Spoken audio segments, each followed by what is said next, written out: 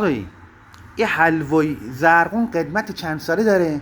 الان تقریبا 150 سال پیش داره. حلوا پزن و الان این حلوای این چیه؟ حلوای کشیه، اینا حلوای اردن. حلوای کشی با کنجه درست میشه؟ اردن، شیره خرما، یه خیلی کم شیره. اینجا شکر. این گفتین آقای حاجی هم از حلوا پزه؟ بله، قدیم و قدیمیه. بنازم اینا گفتین حلوای اردن. حلوای اردن شیره اینا کی خرما. درست شده؟ اینا پخت دیروز ساله. این چیه زیر پلاستیکه؟ حلوای کنجکی ورقه خشکه.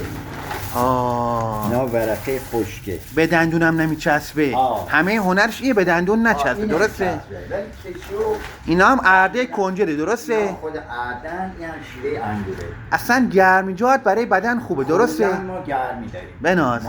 بنازم شما اصلا روبراه هست برای بدن. این حلوای چیه؟ هم حلوه ارده. حلوای ارده شکری، درسته؟ یا حلوه ارده شکری سفید کارخونه. این آه خود اردن و شیره ای خرما. بنازم دیگه سیاه هست اینجاها. زرقون بریا و بافای خوبی هم داره. وفن داره پشت امامزاده بود.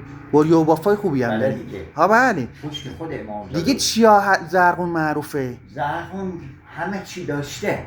ولی حالا بدبختانه آب نیست، هیچی نداره. درسته. یعنی کشاورزیش که نمونه بوده از گندم و جو و صیفی کاریش و انگور زرقون. سبزیجات خوبی هم داره. میگن که صیفیجات، درسته. کاوش، سبزی، کلم. این روغن چیه؟ این روغن اردن.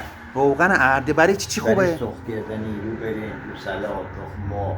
درست. اینا روغن زیتونه. نه زیتونه. من شما خودتون اینا همه درست. نه این زیتونه شرکتیه. درست. این مغازه آقای حاجی یکی از حلوا پزای قدیم زرقونه. یه ارده شکلاتیه. خب که یه خیلی کم شکلات. شما اینا هنوز با دست درست کنین یا نه دستگاه هست؟